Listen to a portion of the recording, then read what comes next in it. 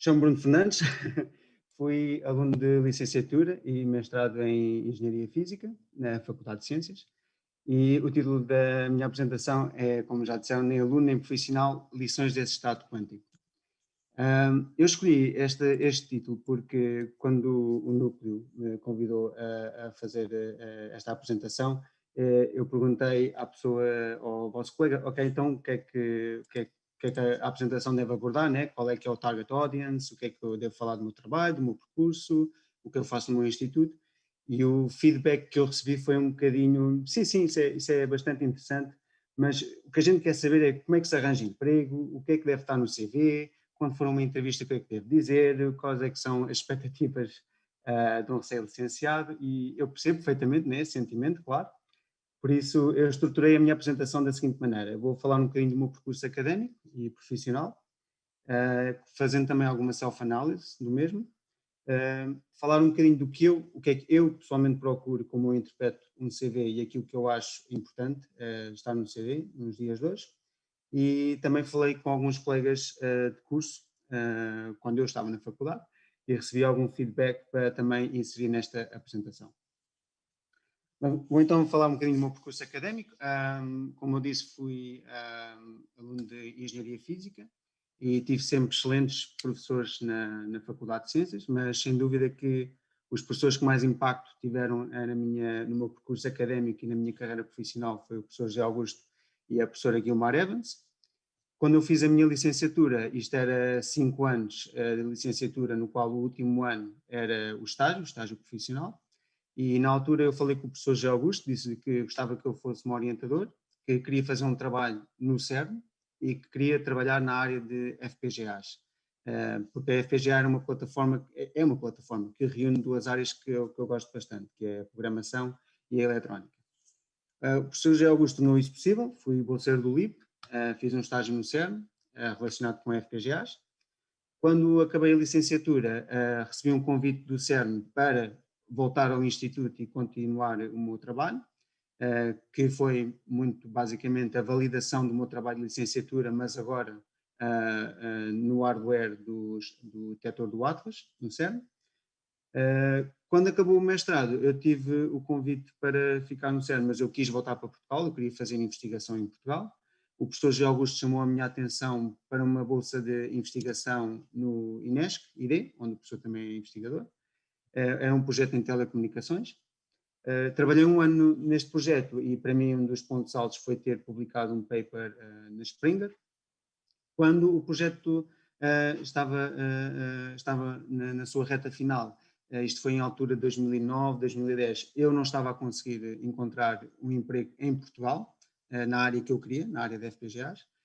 Por isso, e antes de começar a enviar CVs para o estrangeiro ou considerar um doutoramento, eu falei com os professores a saber se havia algum trabalho que eu podia fazer na faculdade e foi assim que fui professor assistente, trabalhei com a professora Guilmar Evans nas aulas práticas de circuitos de eletrónica e sistemas digitais. E creio que foi a meio do semestre que recebi um convite para uma entrevista de um novo centro de investigação em Hamburgo, na Alemanha.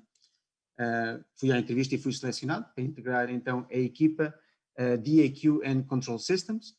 Isto era um instituto relativamente novo na altura e por isso os grupos eram bastante multifacetados. O meu grupo em particular era basicamente hardware, software, base de dados e IT, tudo junto numa equipa. Eu senti alguma pressão também, porque fui o primeiro português a ser contratado para o centro de investigação e era a pessoa mais nova na empresa, na altura. Mas pronto, tudo bem, já há mais portugueses a trabalhar no XFEL. Conforme, claro, a empresa foi crescendo e começámos a receber cientistas, obviamente que já não fazia sentido ter um grupo tão multifacetado, então fomos divididos por grupos. Eu integrei o grupo de Advanced Electronics, hardware, eletrónica, claro. E agora chegamos a um ponto na nossa companhia que até mesmo dentro de grupos faz sentido haver equipas. Por isso é hoje então tenho o cargo de chefe de equipa de Fast Electronics. Somos uma equipa muito atarefada, apesar do nosso tamanho, e o objetivo é que a nossa equipa continue a crescer e eu quero ter mais posições temporárias, posições de curta duração para mais projetos de investigação, ou projetos que os alunos ou alunos precisam de um estágio possam ocupar. Uma das primeiras pessoas a ocupar um cargo destes foi o Nuno, um aluno da Faculdade de Ciências, que provavelmente muitos de vocês conhecem. O Nuno fez um estágio de verão, remunerado, connosco. Foi um projeto de Ethernet em FPGAs e foi um trabalho que foi finalizado com sucesso. O que eu quero dizer, o que é que isto quer dizer foi finalizado com sucesso? Quer dizer que nós hoje em dia usamos o trabalho do Nuno nos nossos projetos e inclusivamente o Nuno foi convidado por um instituto vizinho para apresentar o seu trabalho num workshop, fazendo uma apresentação oral. Agora que já falei um bocadinho do meu percurso, quem é que eu acho que anda à procura de um engenheiro físico ou de um físico, serve os dois. E eu gosto de abordar esta pergunta de outra maneira, que é: quem é um engenheiro físico? O que é que nós temos para oferecer? Como é que nós podemos, como é que a nossa carreira pode evoluir dentro de uma empresa? Quais é que são das nossas melhores qualidades? Onde é que vamos ter um bocadinho mais de trabalho, etc.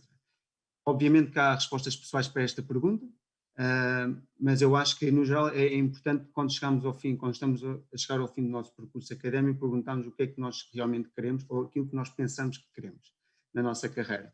Por isso eu vou fazer alguma self-análise do meu percurso e como os meus objetivos foram mudando ao longo da minha carreira. Tal como eu disse, quando eu acabei o curso de Engenharia Física, o meu principal objetivo era não só fazer investigação no CERN, era aí que eu gostava de fazer investigação, e eu queria ser puramente, digamos assim, um engenheiro. Eu queria ser uma pessoa que, dado um projeto, eu focava-me imenso no projeto, sabia todos os detalhes, bastante minucioso, muito atento a pormenores, etc. Era esse o meu objetivo.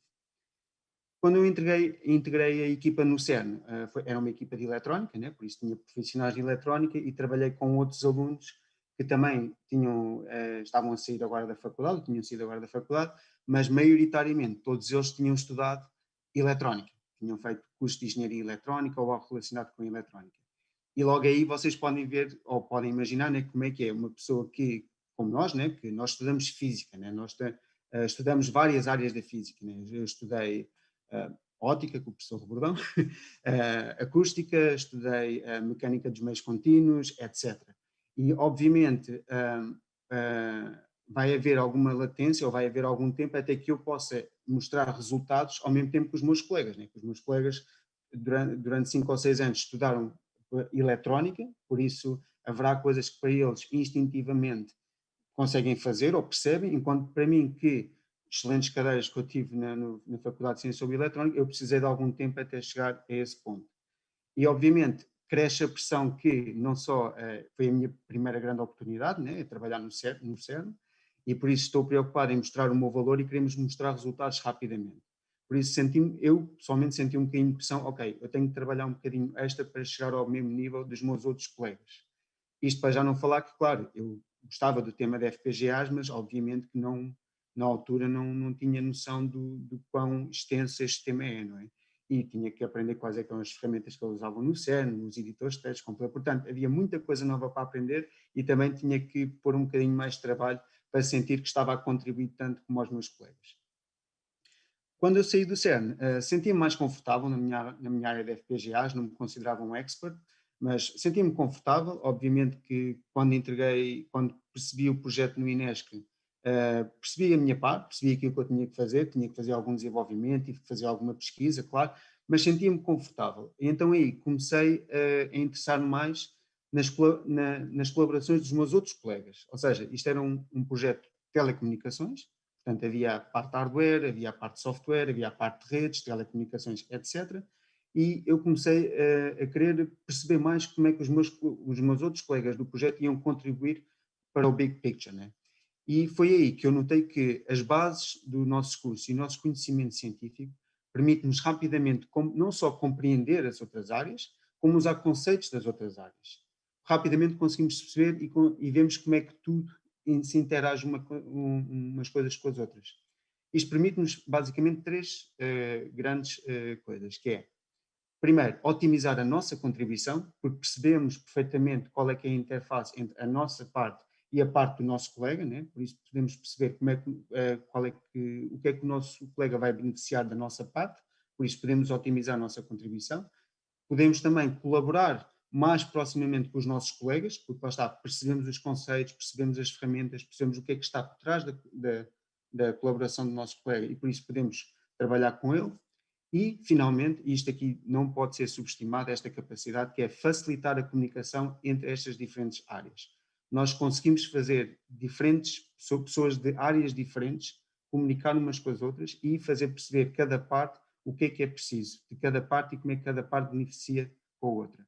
Eu gosto de dar ênfase a isto, porque especialmente quando vão para uma companhia com diferentes departamentos, ou um centro de investigação com diferentes áreas, muitas vezes as pessoas estão muito focadas na sua parte, né, porque é isso que elas percebem e esquecem-se que fazem parte de um todo.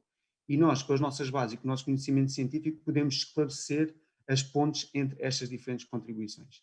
Esta versatilidade que nós temos destaca-se muito. Não só podemos otimizar a nossa parte, trabalhar na nossa parte, como podemos colaborar e facilitar a comunicação. Vir nas outras e facilitar a comunicação. Quando eu comecei a trabalhar no XFL, como eu disse, era um novo centro de investigação, por isso no início foi muito direcionado para a minha área de FPGAs, muito brainstorming. Nós, lá está, era uma empresa nova, queríamos fazer tudo por nós próprios, tivemos grandes ideias.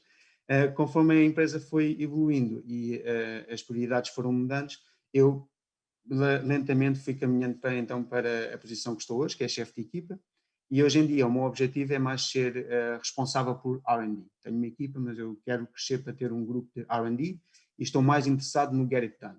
Eu cativo-me trabalhar no big picture e como é que nós vamos chegar ao big picture, como é que gosto mais de colaborar com diferentes empresas, com expert, pensar nas possibilidades de como usar uma tecnologia num outro contexto, como é que podemos beneficiar de trabalho que outro instituto fez para nós, etc.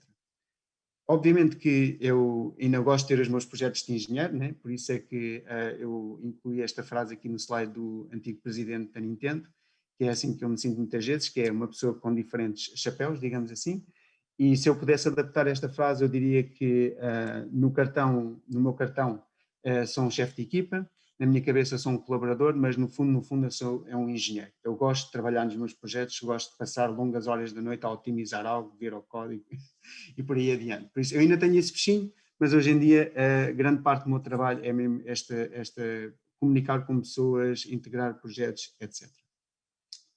Por isso podem ver que os meus objetivos de carreira e aquilo que eu gostava de fazer foi mudando e no final deste tudo, quem é que eu acho que é um engenheiro físico ou um físico? Acima de tudo, somos pessoas com background científico, somos pessoas curiosas por natureza, pensamento crítico, criativas e detalhadas. No início vamos ter algum trabalho extra, eu acho que isto é verdade para qualquer pessoa e para qualquer curso quando sai da faculdade, né, vai ter algum trabalho extra, mas como nós temos bases para ser proficientes em muitas áreas, né, que é uma excelente qualidade nossa, se nós queremos ser experts numa área, vamos ter algum trabalho extra para lá chegar, tal como os nossos outros colegas. E, principalmente, somos pessoas que temos o potencial de ser, então, a ponte entre diferentes departamentos. E isto é uma excelente qualidade. Ouve-se falar muito de out of the box, eu prefiro pensar que nós somos pessoas que o espírito desenrasca, porque nós com o nosso leque de conhecimentos, né, lá está, estudamos diferentes áreas da física, nós rapidamente podemos fazer um protótipo, validar um conceito, imaginar como é que podemos usar uma tecnologia num outro contexto, como diferentes áreas podem colaborar umas com as outras, etc. Eu espero que estes slides vos tenham levado um bocadinho a pensar nos vossos objetivos de carreira e aquilo que vocês gostavam de fazer, porque agora vamos falar de CVs. CVs, antes de tudo, CV deve ser conciso e claro. Vocês, quando enviam um CV para uma posição, provavelmente haverá 30 ou 40 outros candidatos, e se vocês estão a pedir à pessoa para dedicar tempo para ler um CV de 5 ou 6 páginas, a pessoa muito provavelmente não vai estar a olhar tão atentamente como se for um CV que seja curto e direct, digamos assim. Eu pessoalmente gosto de ver um pequeno resumo daquilo que já fizeram, o que vos interessa, projetos bem-sucedidos, etc. Uma espécie de trailer, digamos assim. Adaptem sempre o CV à posição, deem ênfase às competências e à experiência que é relevante para a posição que vocês estão a candidatar.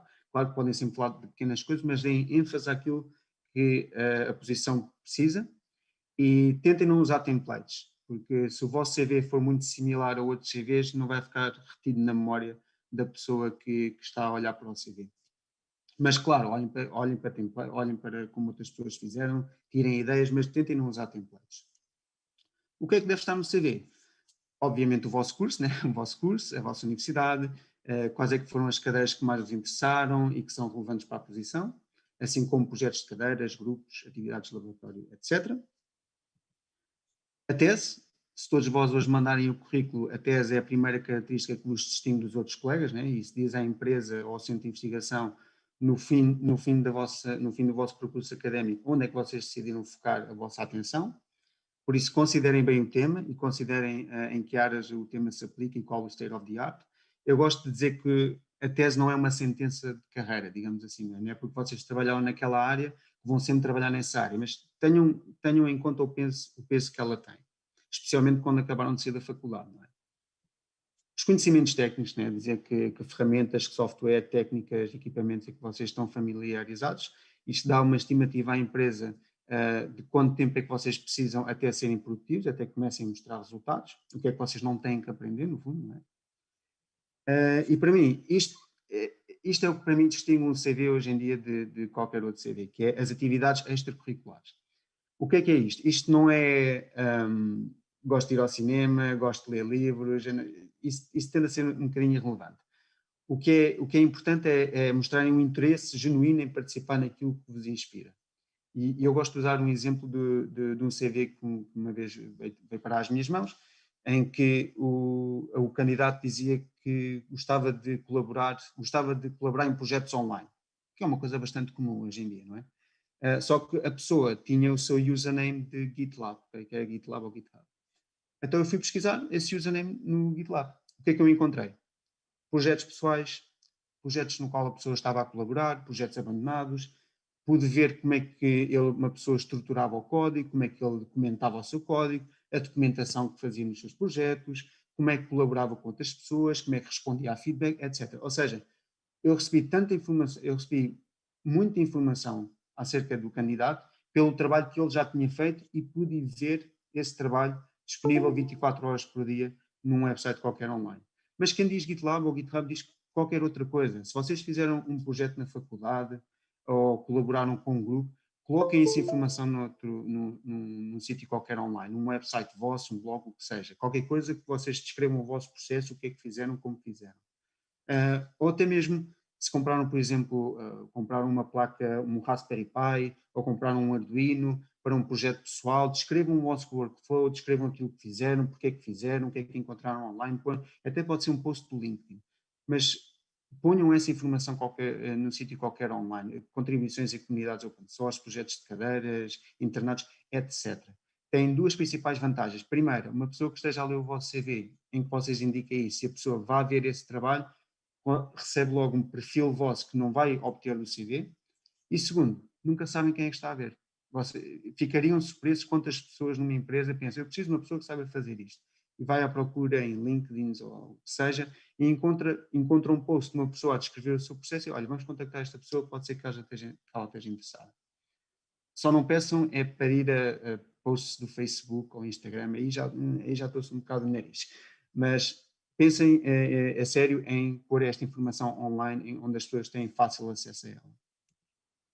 Finalmente, numa entrevista, quando forem uma entrevista, tenham em mente que vocês são candidatos não só a um trabalho, mas também a uma equipa e uma cultura, né? Podem ter todas as aptidões e mesmo assim não ser um bom fit para a posição. Muito recentemente até foi isso que aconteceu numa entrevista que eu fiz, em que o candidato disse que não gostava de trabalhar sob pressão. No centro de investigação, 80% do nosso trabalho é sob pressão, por isso não é um bom fit.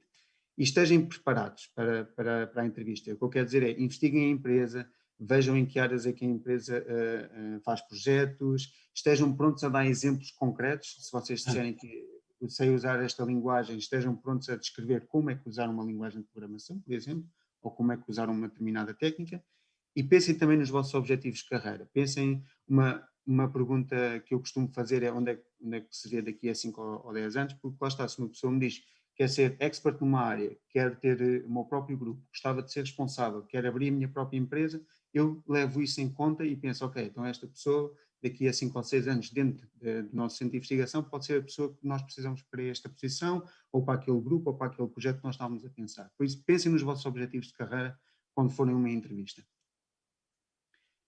Também, muito importante, eu diria até que pode ser mais importante que o CV, é uma carta de apresentação. Enviem sempre uma carta de apresentação com o vosso CV. A carta de apresentação é uma folha apenas a descrever o que é que vocês gostam de fazer, porquê e aquilo que consideram um sucesso no vosso percurso.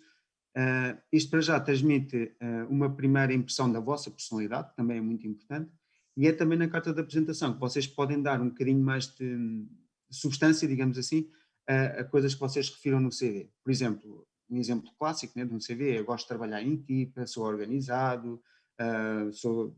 Pronto, este tipo de frases, não é? E é na carta de apresentação que vocês podem dar substância a isso, ou seja, foram organizados, por exemplo, descrevam como é que vocês utilizaram uma linguagem de programação. Eu sei, no CV podem dizer, eu sei usar Python. Na carta de apresentação, vocês podem descrever como é que usaram Python, em que contexto é que usaram e porque é que decidiram usar essa linguagem. Têm um bom senso de organização, participaram num projeto de equipa ou numa colaboração, qual é que era o vosso papel, como é que o vosso papel foi evoluindo na equipa, quais é que eram as vossas principais responsabilidades, etc. Ou seja, mais uma vez, o CV deve ser conciso e deve ser claro. Por isso, utilizem a carta de apresentação para falar um bocadinho mais dessas vossas qualidades e como é que vocês provam, no fundo, que vocês têm essas qualidades que dizem ter. Quando finalmente forem selecionados para um trabalho, desmistificar logo desde já, a empresa sabe que vocês saíram agora da faculdade, vocês são um investimento, vocês são uma aposta e não estão à espera de resultados imediatos. O que se espera e é desejável, obviamente, é manter a mente aberta, pronta a aprender e a adaptar-se. Só porque vocês usaram uma ferramenta na faculdade de uma maneira, não quer dizer que a empresa ou o centro de investigação não a use de outra maneira, por isso estejam abertos a adaptar-se. Sejam ativos, proativos, interessados, curiosos, mostrem-se que querem envolver-se, mas não percam o fio à meada. Ou seja, a empresa contratou-vos para alcançarem certos objetivos e para entregar certos trabalhos, por isso foquem-se nos vossos objetivos pessoais, não percam o rumo, não percam o rumo. Não ter medo de errar e de receber feedback é um clichê, mas é totalmente verdade, é das melhores ferramentas para nós evoluirmos, não só profissionalmente, mas também como pessoas, digamos assim. Uh, não tenho mesmo medo de errar e não tenho medo de receber feedback e de forma construtiva.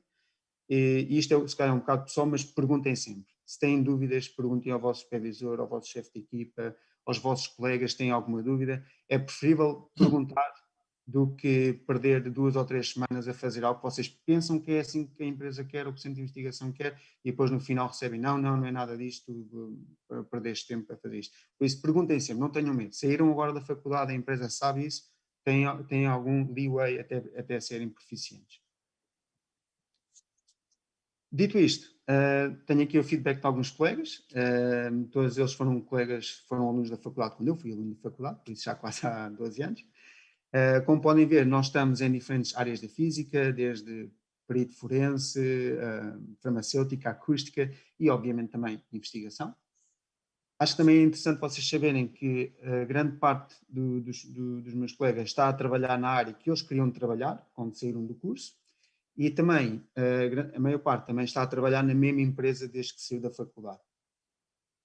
Quando falámos sobre se o curso nos preparou para o mercado de trabalho, todos eles disseram que sim, sem dúvida. Temos muitas bases, estamos preparados para muitas áreas, por isso lá está, podemos tanto se ingrar por ser experts numa determinada área, como também ser este tipo de pessoa que colabora e que facilita a comunicação. Recebemos muito bom feedback sobre as nossas soluções e protótipos rápidos, lá está, podemos aplicar conceitos rapidamente. Na altura, eu não sei se isso ainda é verdade, mas na altura sentimos um bocadinho a falta de ligações com empresas, ou seja, fazer projetos fora do ambiente universitário, né? Porque lá está, é outro ritmo, é outro ambiente, a forma de comunicar é diferente, como as decisões são feitas também é diferente. E todos eles disseram, claro, que preparem-se para muito trabalho depois da faculdade. Não só por aquilo que eu referi, que é temos muitas bases e quando começamos a trabalhar em algo, trabalhamos numa área específica, mas no geral, preparem-se para muito trabalho depois da faculdade. Eu gostava de dizer também que há sempre um fator de sorte, claro, quando vocês estão à procura de emprego, né? Encontrar o emprego certo, o supervisor certo, o comitê de entrevista certo, há sempre um fator de sorte. E eu sou a melhor pessoa para dizer isto, porque eu Este foi o CV que eu enviei para o XFL. É um template, 4 páginas, informação que não é preciso, não enviei carta de apresentação e quando chegou ao final da entrevista e perguntaram-me se eu tinha alguma pergunta, a minha pergunta era: tenho que usar fato quando ia trabalhar para o centro de investigação? Por isso, é assim, eu acredito piamente que se seguirem alguns dos conselhos que eu vos dei acerca do CV e carta de apresentação e a entrevista, a sorte é o último fator de relevância na altura de fazer uma decisão. Eu estou disponível o dia todo. A sério que não há perguntas parvas. Se quiserem falar comigo em privado sobre qualquer pergunta que possam ter, força, estou no Zoom. E nós estamos à vossa procura. Nós estamos à procura de uma pessoa, em particular para a minha equipa, para trabalharem comigo. Machine Learning, tendo o target FPGAs. Por isso, se querem trabalhar numa posição durante 2 anos só a fazer pesquisa neste tema, este tema que para mim, qualquer pessoa que trabalhe neste tema nos próximos 10 ou 20 anos tem emprego garantido em qualquer lado. Se têm experiência, enviem o vosso CV e carta de apresentação. Mas não para mim diretamente, vão ao link do XFL Careers. E estou aberto a perguntas.